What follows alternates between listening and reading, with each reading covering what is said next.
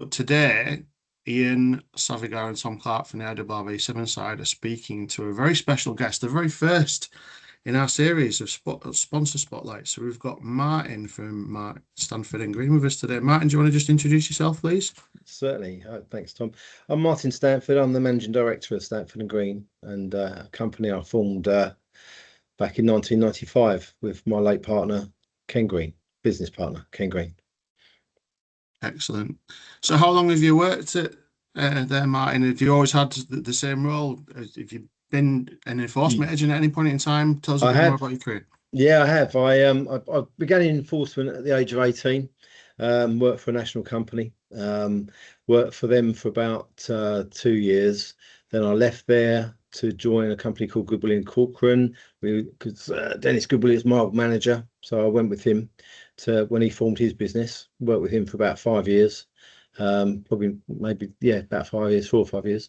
And at the time, funnily enough, I was working for a authority in Berkshire who kept saying to me, "You really should do this for yourself, Martin. You really should," because I sort of used to do a lot of the engagement and a lot of the used to organise a lot of events, and we were always having football matches, and we were doing bits and pieces for them, and meals and stuff. And so in 94, we set up Stanford and Green.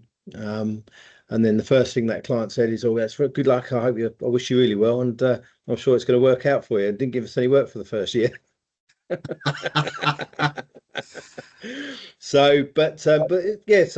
that was the thing. So I had quite a good grounding because, as I say, working for a national company, I worked all over the country. So I worked in the southwest. Funnily enough, used to work down in Exeter. Used to do work in Cornwall. Used to do North Cornwall rents. They were always fun. You get about 4 calls done a day because of the distance between each visit. Used to work on the Isle of Wight. We used to work in Manchester, Midlands, all over, and a lot of London. So it was quite a good grounding. So I got my first certificate when I was 18. Much to the disgust of my mother, who didn't talk to me for about a year.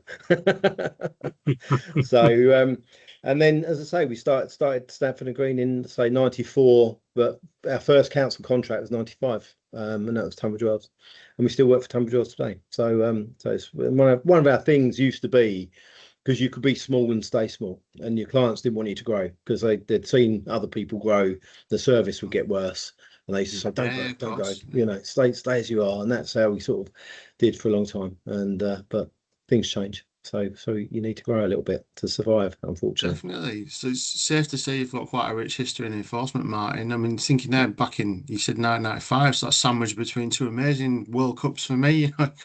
You were saying 94. I remember staying up late. I was quite young at the time, but I remember watching Bolivia play against West Germany and beat them. And obviously, everyone knows about Euro 96, don't they? So, slap bang in the middle of 2 amazing tournaments. And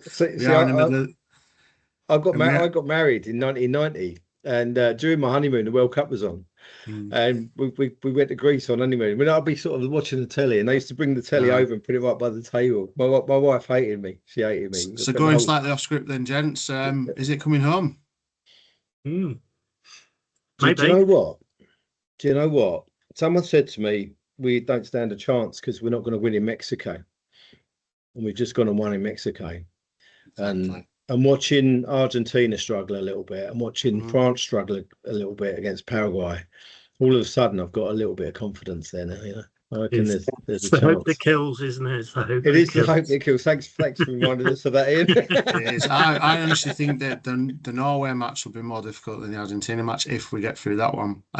So it'd be interesting to see how we get on Saturday, won't it? But Dan Burns he's gonna start against what's his face? Got a good record against Ireland. Yes, I saw that. Yeah, he's only been beaten in a side with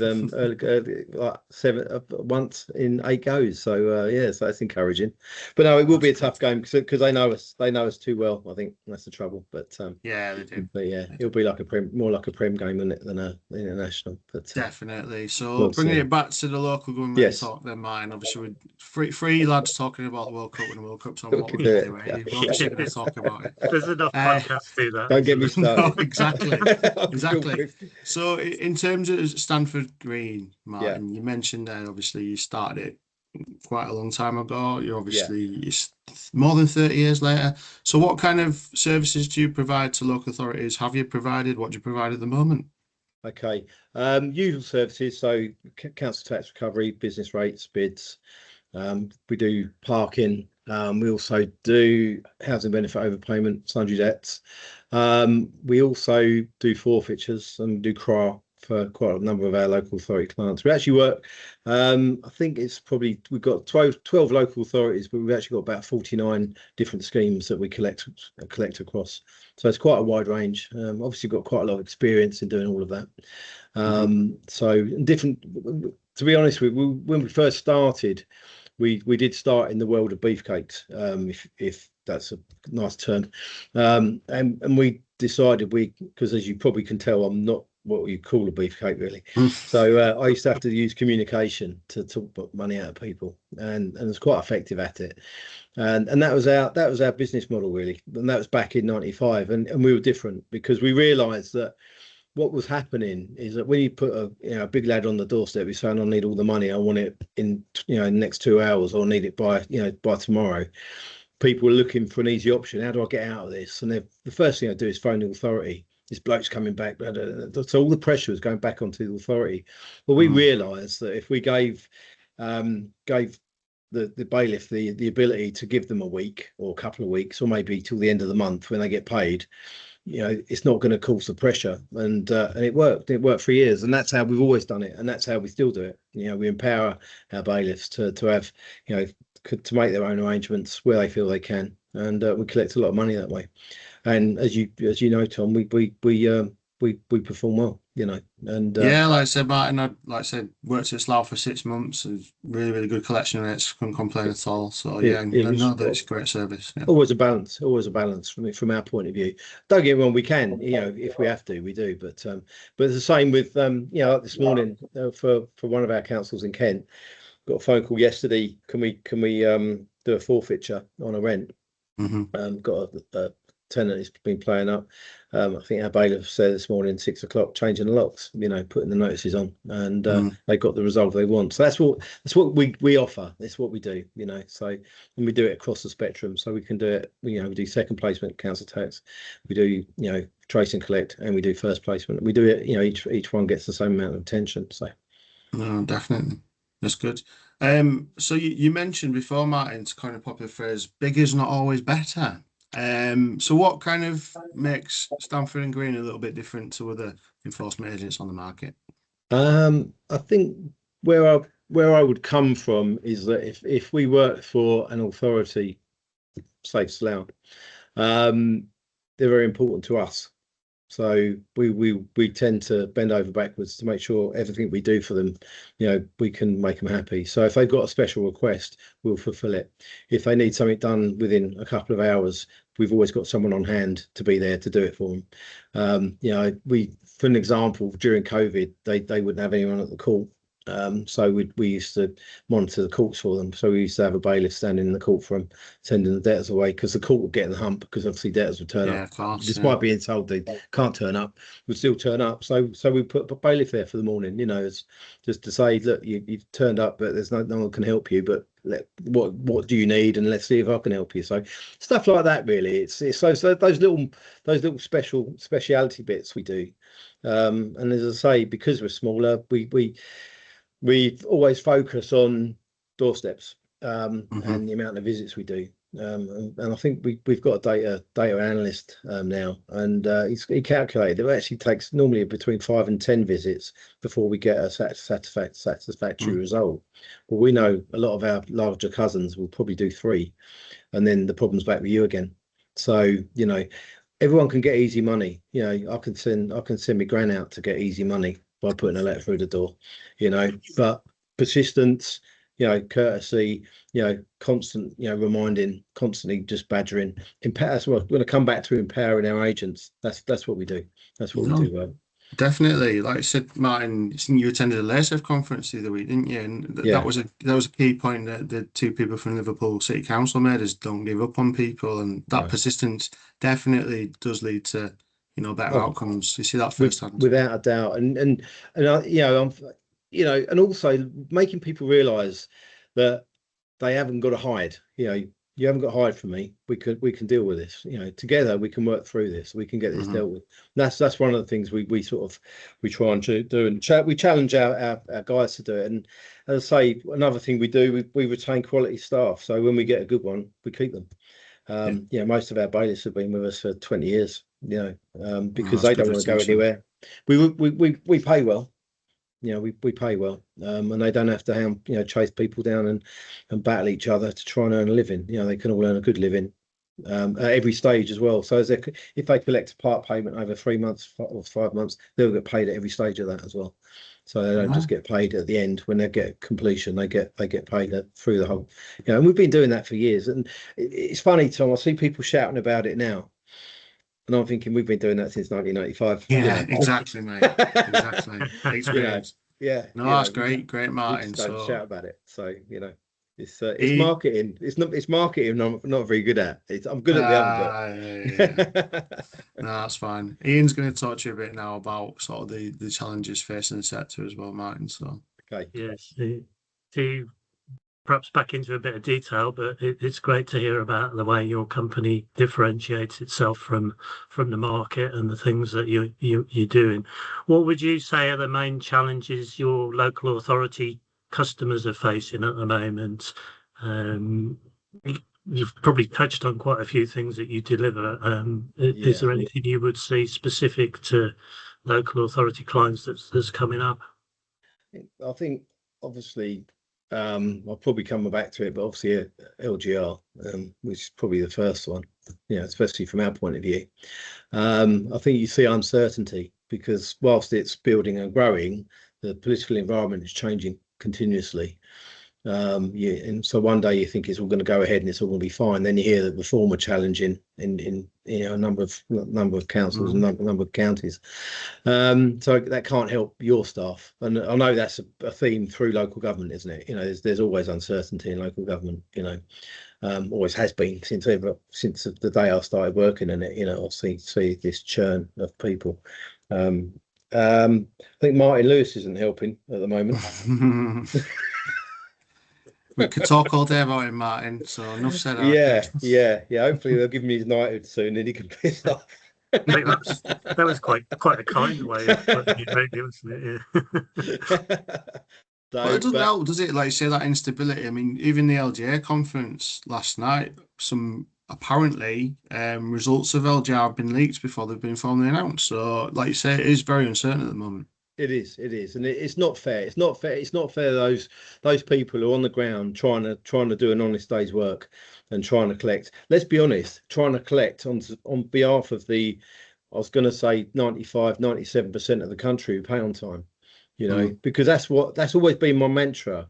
When I used to try and appease my mum to say, "This is why I do it, mum. I'm working on behalf of you," because she paid. I was brought up in a single parent household. She paid her bills. That's what she paid the bills first, and everything came afterwards. And I was brought up in that environment where it was an important environment, to that being proud of keeping your head above water. And I get disappointed when you see people kicking back. And we deal with a very small percentage of people, as you know, other than Liverpool, where it's a bit bigger. But ultimately, it is quite a small number of people. And I think that the problem with what's happened recently with Martin Lewis is that he's polarized and he's gone very anecdotal, and policies getting changed on that basis, and that's wrong. That's wrong. And I wouldn't want to be working in that, because we all know you'll do everything correctly. We know how you'll kick back and you'll make special arrangements with people. You'll spread it over. We all know that you make arrangements over 10 months because people have 2 months off at the end of the year. Most people like that. You make exceptions and go over 12 months when people need it. You don't go to court on 60 days after the bills come out. We all know that, but you do for certain people, because you get the certain people back every single year. The same set of faces we get in July. They're the same faces every July. Same people back again. And they know that. That's how they work. That's how they live their life that way. And for someone like Martin Lewis to come in and get involved and go, "This is terrible. This is," I do see that as difficult for Yeah, and it I kicks thought it everything down was. the road. Thought it was really poor in the enforcement, on ITV. I didn't think Chris Nichols was strong enough in his No, robustness to not him at at all. all. Not at No. all. Not at all. And I think unfortunately what you had there in that interview is two people trying to push their own agendas. You have Agreed. Martin Lewis with his agenda, and Chris Nichols with his agenda, where he's going, millions of people are getting a visit every week. No, they're not. There's barely anyone getting a visit from there's probably a few in-house teams who aren't accredited to the ECB, and he was basically trying to put pressure on those in-house teams. Yeah, definitely. That's in a nutshell, really. So, and some regard he's right, but just So in terms of local authorities, I mean, from my perspective, what I find is that post-enforcement recovery bit we find difficult to resource. How do your clients sort of work with you on sort of monitoring your performance and things like that? Is that an issue for them? Do you support them around that? Yeah, we do. I think the problem you get is that they're always beholden to us a little bit about what we come back and tell them, aren't they? And I think there's something to be said. I actually want to create a system to help authorities do that. So it all funnels out one way and funnels back in another way. So you haven't got to go chasing them. You've got the figures to hand. You know exactly what's happening. One of the things we've done it again. It always comes down to resourcing because, for example, we'll come back to an authority and say, look, we've got a guy here. He hasn't paid for 10 years. We know that committal is a good option here. But they haven't got the resource to take that forward. Yeah. And these are the people, if you presented that to Martin Lewis and said, this bloke hasn't paid any council tax for 10 years, he's self-employed, he lives in his own house. Yeah, there's a classic example here. We can move this on. And that's one of the things we try and do. But as I say, then you notice you hit a roadblock because the council haven't always got the resource to try and push that forward. And again, we'll come back to them and say, look, we've established they own their own house. We're not getting anywhere. We've made several visits, 10 visits, 5 visits. Can't find a vehicle, but we know they own their own property. Charging order would be perfect here. But again, so just making that process easier for authority, so they can then go ahead with the charging order. Do you provide any additional support to the authorities where you recommend these alternatives, or in terms of what to fund it? So if you've identified that the best course of action might be this because we can't do it this way, is there any add-ons you provide? We do the arrest for free. We do that for a couple of our authorities. So we go out and do the no bails and the bail warrants. So Brilliant. And again, when we're doing those, we're still seeking to collect the amount in full as well. So and what we find is because when you're doing a no bail, it's one of those things. Again, sounds terrible, doesn't it? Committing someone for not paying their council tax, but it doesn't happen. What it happens, it brings people to court, and they have to face their situation. That's the beauty of it. And quite often we realised years ago that when you're arresting people for not paying their council tax, you're not dealing with criminals, you're dealing with the general public. So you don't have to go and arrest them at 6 o'clock in the morning, put handcuffs on them and drag them out. You just go, you've got to come with me, and we're taking you to court. This is what I advise you do. This is what I advise you say. As long as you're not willfully refusing, they will make an arrangement with you. You can get this resolved. And quite often, 9 times out of 10, Ian, these things get remitted, as you probably know. And the council, lose the commitment of having to collect, £10,000-12,000, and then they'll, have to get a reasonable amount off them, get it paid, get them back in the system, get them paying again. So absolutely, yeah. No, I think you've talked a lot about the sort of key trends and what's changed over the last few years. But so in terms of innovation and the future, what new products, services or developments are you most excited about? From our company's point of view, yes. Well, we've just for the last 2 years we're having our own computer system written for us. So we've been using one of the stock systems that a lot of companies use. for the last 10 years. Now, when we first started Stanford and Green, we were the first company to use a Windows-based operating system. And we were really proud of it. But unfortunately, time caught up with us. And 10 years ago, 11 years ago, everything went into the cloud and everyone wanted cloud services. And we just couldn't get that old system working efficiently in the cloud. So we went with the stock system.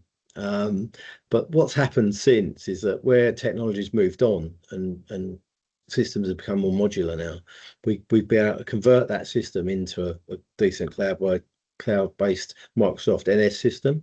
So we've had it written for us using AI, funnily enough, which has converted most of the code. And we're due to go live with that hopefully at the end of July. So, but it's been a bit of a slog, I can't lie. But what it is, it's a very proactive system. So reporting, dashboards. So what we'll be offering our clients is an up-to-date 24/7 up-to-date dashboard, for example, on collection performance, on visits, on basically whatever they want to see in any aspect of what we're doing. Everything speeds up as well, so there's no sort of overnight processes with our new system. So when we receive a liability order's checked, background checks, addresses cleaned, we will get a propensity to pay done, and then within 2 hours letters are going out. So they're going out the same day, whereas at the moment we have to cleanse, then we have, so there's a delay in the process. So we're knocking out that delay.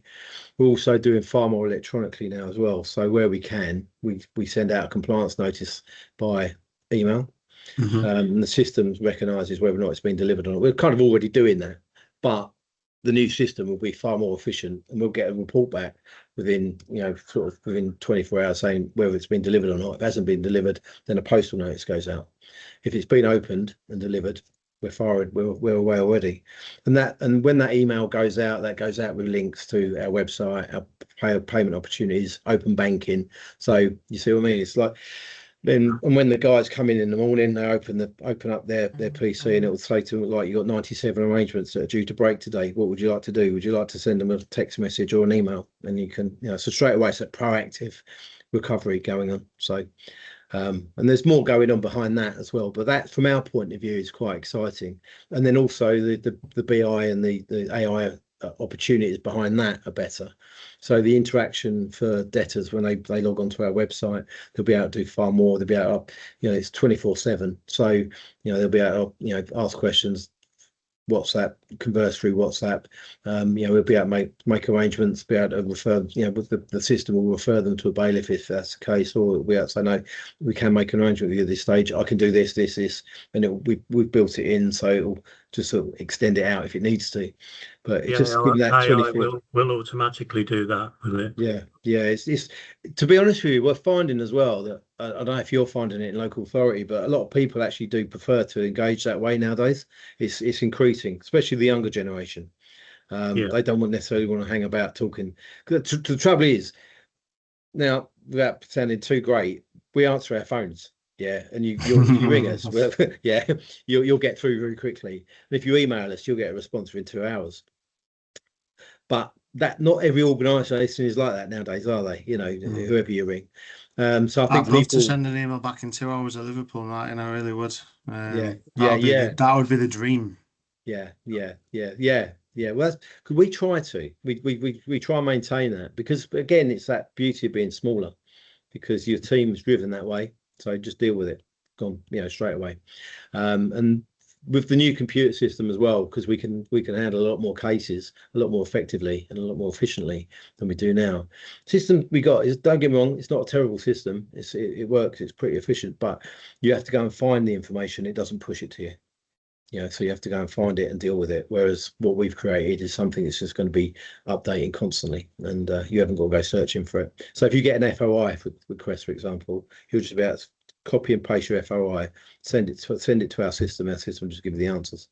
You won't even have to email us and ask for it. It'll just come back to you. So, So that's where we're heading with it.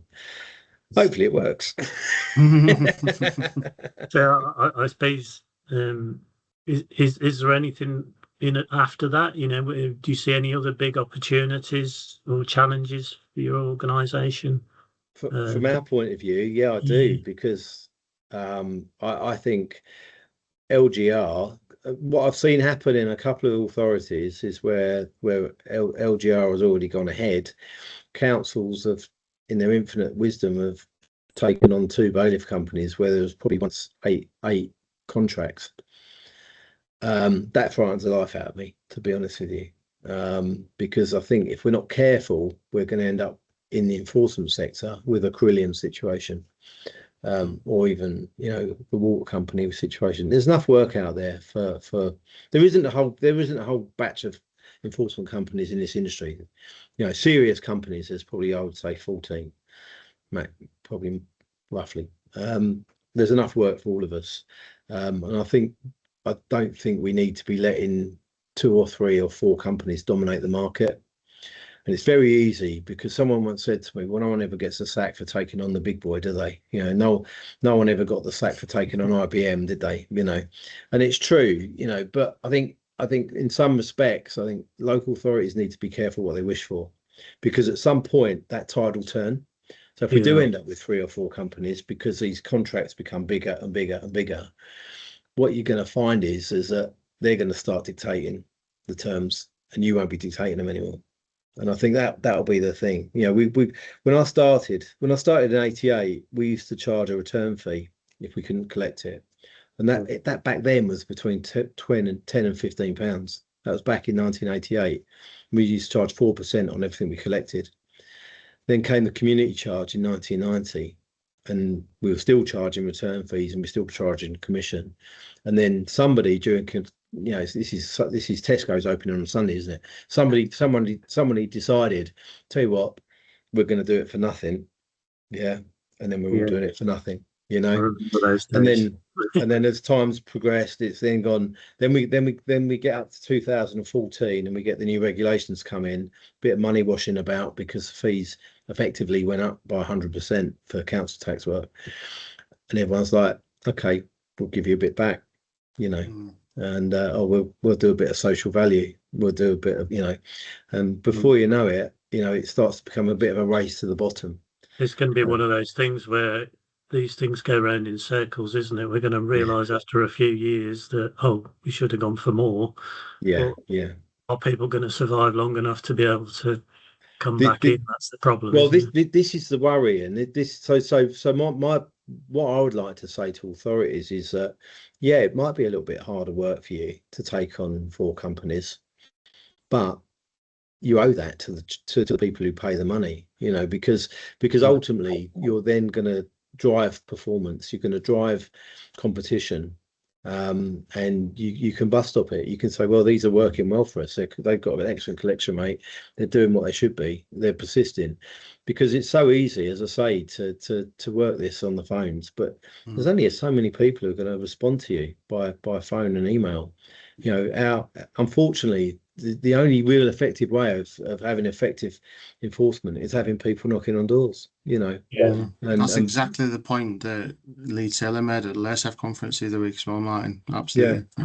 Yeah. And I've done this long enough, Tom. You know, I've done this job long enough, and I can tell you now, you know, even our boys who go, they've knocked on the door and they see it through, and they ring people to say, don't forget, you've got to pay me tomorrow. Don't next installment's due, and even they ignore it. And it's not until they go knock on the door again, they're okay, I've got to pay you. You know, it's hard work, and it's not always cost effective, but it's what we do. It's our job. It's our job to try and cajole that money out of people, you know, in the most courteous way possible. You know, without causing complaint, without, obviously things have changed a lot. You know, I actually say I run a sales team. I don't run a bailiff team. They are a sales team. They're talking money out of people all day, really. I think it comes back to that point you were making earlier, though. I'm not sure us as local authorities are that good at performance managing the enforcement agents we employ. And without, how can we make these decisions to just employ 2 if we don't know what they're exactly what we're getting? Well, our performance, as I say, because we don't just give up, because we push it, we do quite a lot of work. We do second placement, for example, for an authority in West London. We get between 15 and 20% gross, and that's already been through 2 big companies' hands. and we're still Yeah. collecting that much money. You know, £250,000 a year. You know, and that's already Crazy. been through two big companies. You know, Yeah. or at least one of two big companies. And it's like, and we're not doing anything. I don't think we're doing anything actually magical. But what we are doing is actually knocking on the doors. Yeah. Because as I say, you'll always collect with 20%. Yeah, everyone will collect 20%, 23% with phone calls, letters, you know. But then the next 10, 15%, that's where the difference is, and that's the bit that costs money to. Yeah, it costs money to do that. Putting Yeah. people on doorsteps is expensive Yeah. because they've got to be remunerated, and that's often the problem. And as you say, Ian, you know, councils notoriously haven't been very good at you know, making, you know, seeing where the comparisons are, or having a direct comparison about who's good and who isn't, you know. Yeah. And the thing is, and it varies, it's so difficult because I say there's areas of Reading, if you put somebody in I'm trying to think of an area now in Reading, but Tyler's, Goring. yeah. And They'll go out with 50 cases, they'll collect 45 of them, and like just, you know, falling off a log. Yeah, but you Yeah. stick them in the middle of the town, yeah, where you've got a load of student accommodation and a load of HMOs. Different ball game. You know, out of 50, you'll probably get 5. You know, so if you then give you one drive down the company, road to Whitley as well, and you're struggling again, aren't you? yeah, No, completely absolutely. get it. You know, so but nobody's come up with a decent solution. So I'll tell you what we'll do. We're going to have 4 companies, but we're going to split every one of those areas. You know, so they all do a bit of each area, and then we'll see how good they are. And you know, as I say, that's my thought process for how we'll survive LGR. Is that I'm gonna, because we've got a system, we can tailor our system to work for local authorities, and that's what I want to do. So we can give you a system that you can manage your bailiffs, and you will make it. Because I've had arguments of, yeah, it's quite a lot of hassle running more than 1 or 2, because we get double invoice. You know, we get more invoices, we get more VAT invoices, we get more remittances. But maybe if I gave you a system that deals with all of that, so you haven't got that hard work, and you just basically, that system's allocating those cases for you. You know, maybe that's the future for us, or certainly the smaller firms. So Yeah. I like the sound of it. because one thing just to add to that as well, I'll tell you, who are quite good at keeping up with KPIs is people like, you know, sort of Transport for London. They're quite good at it. So you find that any of the big companies who've got those contracts, they have to work it. They have to work it. Yeah. And ultimately, the people who suffer when they're doing those, Because they're sucking all the resources out of, yeah, and you know, there's half the amount of bailiffs now in the industry that there were, you know, before COVID. Yeah. And they're struggling to keep them. And one thing I will tell you is all the people who worked for me before COVID still work for me now. So That's a success story. So I was going to come on. You've talked quite a lot about successful things that you've done. Is there anything you want to share, a project or a piece of work that you're particularly proud of?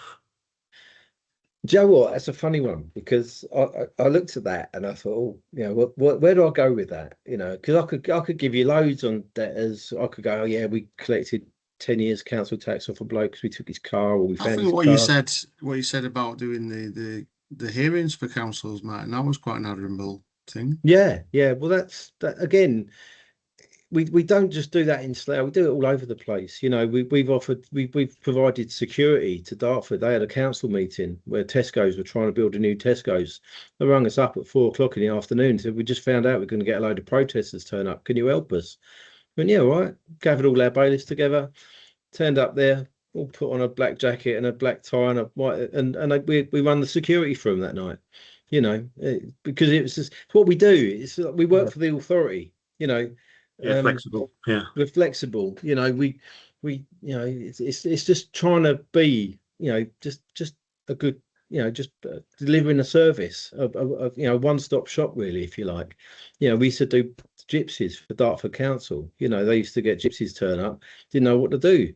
They didn't. None of them fancied handing out notices. So, do you mind handing out notices? No, that's all right. They'll send someone up again. You've got to tailor it, though, haven't you, Martin? Like Sarah, there's all sorts of things you got to consider with travellers, haven't you? You know, Yeah, you can't look them in the eye. This is like confrontational. You know, all yeah, sorts of things. You used to have to deal with that. Just down the road from Reading, actually, and in Wokingham, there's some large traveller communities. yeah, and because we are dealing with them on a fairly regular basis, we're, I wouldn't say I've got it completely cracked, but we're quite good at it, but going back to your question, Ian, one of the things we did do, and this was for Slough, Tom. We they had a load of old age debt, 15 years. It was actually between 15 and 20 years old. And they said, could we have a look at it? Trace and collect. I said, yeah, okay, we'll have a look at it. And I think it was about 1,500 cases in total. So now what a lot of people do, just do a batch trace and done with it, found this many, whatever. Well, we actually manually traced every single case, because when you manually trace, as you probably know, because you work in the environment, you get the nuances. So you realise that, like, Gary is actually living with Cheryl, who, so they link, and you find the address. So we found, I think there's a lot of them are gone because they're quite transient in Slough, but I think we found 650 of the 1,500. We collected, I think it's £250,000. Yeah, and because what happened was, because it was so old, a lot of these people who got into debt were probably living in their first flat, and then run out of money or moved out, or forgot about it, didn't pay it. Of course, you go back 15 years later, they're married. They got 2 kids, they got a new partner, and this thing drops on the doormat going, you still owe Slough Council, said £1,200, and they'd all ring up, I can't know that, and then you quickly realise, they probably knew they did.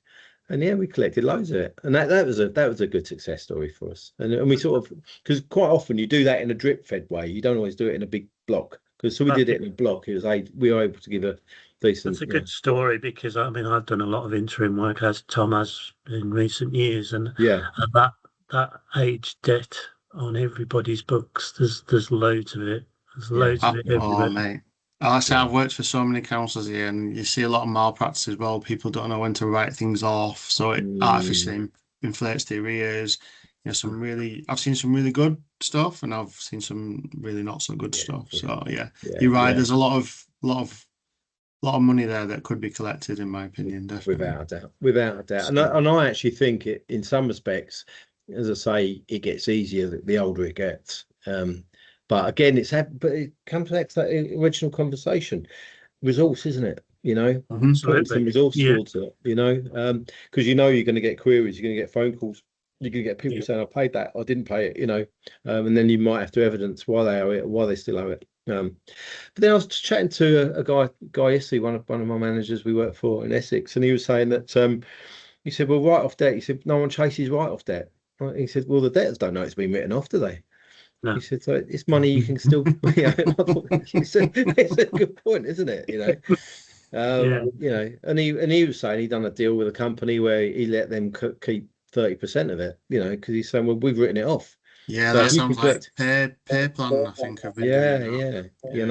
And so again, it's something it could be the future for us a little bit, going forward with LGR, sort of saying, well, look, you've got that big chunk of money, let's have a look at it, on a different term, because again, going back to the difficulties we have, procurement, because imagine, when I have to procure, I'm dealing with some pretty large organisations who turn over a lot of money, who put an awful lot of resource to procurement, and I just at this point in time, it's very difficult for me to compete on those terms, and for example, like one of our contracts running at the moment, part of the social value, they all just wrote a check out.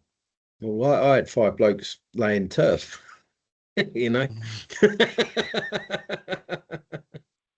it's different. Social value and added value, like so, massive part of contracts now, isn't it? I remember when I was at Birmingham, we just wanted volunteers for the Commonwealth Games, and but some councils ask for a lot more than that, don't they? Yeah, they do.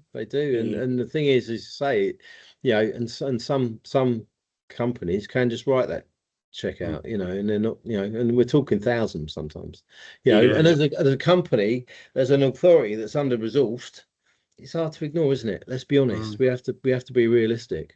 you know. Yeah, So absolutely. you know, it makes us running the food bank in the hive in Gravesend look a bit shallow, doesn't it? But we do. we send Hey, two don't not blokes. that, Martin. There's a lot of we're not allowed to call them food banks anymore, Liverpool. They're community food spaces, don't you know? Um, but yeah, you're right. It's there's a lot of people with food issues Yeah, at the moment. On our yeah, crisis resilience fund, we've had more than 250 applications already, and more than 50% of them are food related. So it does go yeah, to yeah. show you, doesn't it?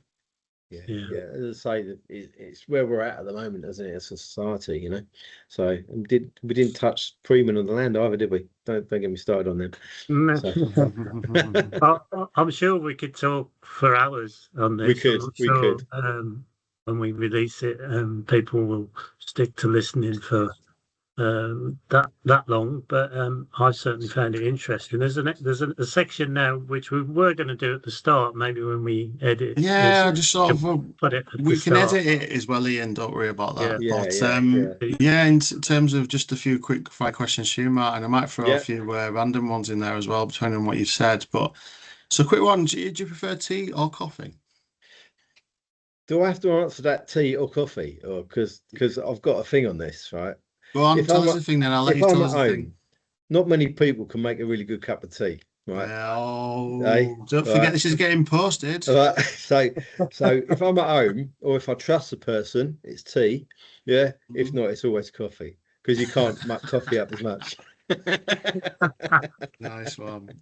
And obviously, topical and local government in the morning. But do you prefer working from the office or at home? I'm again. I can't.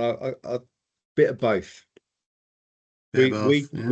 We do one day at home a week, but they all work at home on a Friday, and that's kind of a bit of a perk. They haven't got to get out Ah. of bed too early, and when they finish the day, they haven't got to travel home. They're there already. So And I was thinking you can judge someone pretty well based on this question.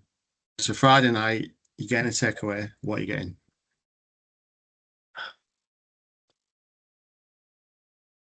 probably a bit cheeky Nando's nowadays, Tom. Cheeky Nando's, right? For Yeah, a yeah, bit of chicken. Yeah. yeah. It's a bit of cheeky Nice. Nando's. A few years ago, it would have been a curry, but now it's What a about you, cheeky Ian? Nando's.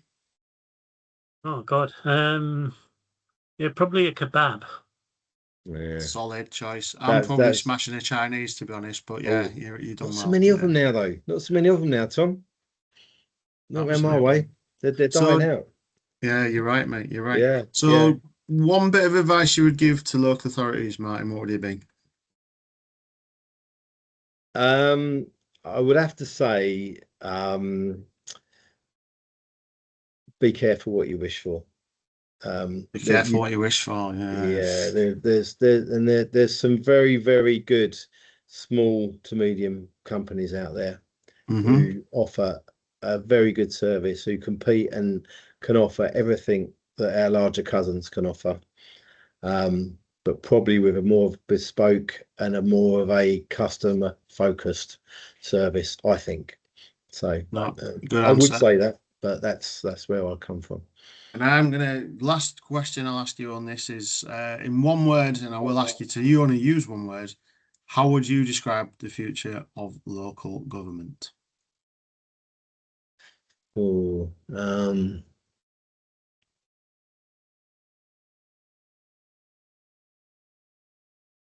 I'm trying to think of the word.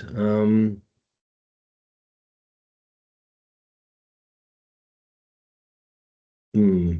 This is where he swears at us in, isn't Yeah, it? yeah. Um, Some of the rhymes with with ducked. trepidation, I think. Yeah, yeah. Yeah. No, yeah. It's hard to put into one word, Tom, if I'm totally honest, because yeah, I know sorry, you bung me there on one word. We should have That's told all me right. that. Um, and do you know what?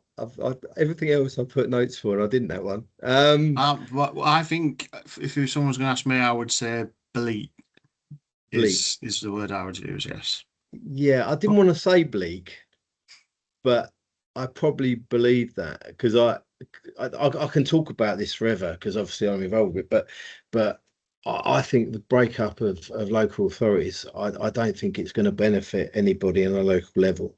you know. I know it's probably got to happen, but I don't think it's going to be a benefit to local community in lots of ways. With people, we haven't got people with the local knowledge making decisions. I think that's something you'll be extremely careful of, planning, not just, you know, across every sector really, planning, finance, you know, schools, education. You know, I think, you know, there's something to be said for that. I think there's whether I think bleak. Do you know what, I'm going to go with your bleak there, Tom. So I would go with maybe confusing. Confusing, that's a good one. Yeah. I kind of think my word was trepidation. You know, I'm just sort of viewing it with trepidation. That's probably my word if you want one. That's a good one.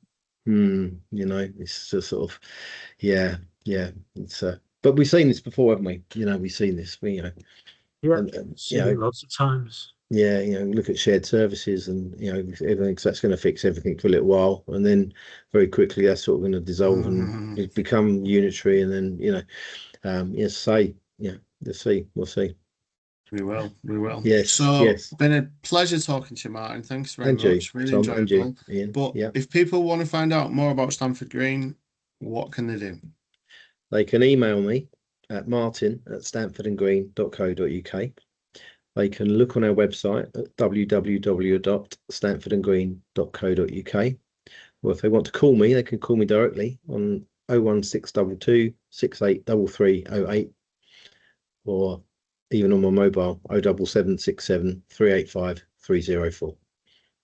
Thank you very much. And so one final message for the IRRV Severnside members, Martin, what would it be? It's an absolute pleasure to sponsor your association this year, and long may it continue. And it would be nice to meet a few of your members, and hopefully we can do some business at some point in the future. Brilliant. Perfect. We say thank you to you as well for your sponsorship. It's really appreciated. No problem at all. Definitely is. Without companies like Stanford Green, we wouldn't be having chats like this today, and we wouldn't be able to do our events. So thank you very much, and thank you for your time, Martin. Really enjoyed it. No problem. Thanks, gentlemen. Appreciate it. Yeah. Cheers. Thank you.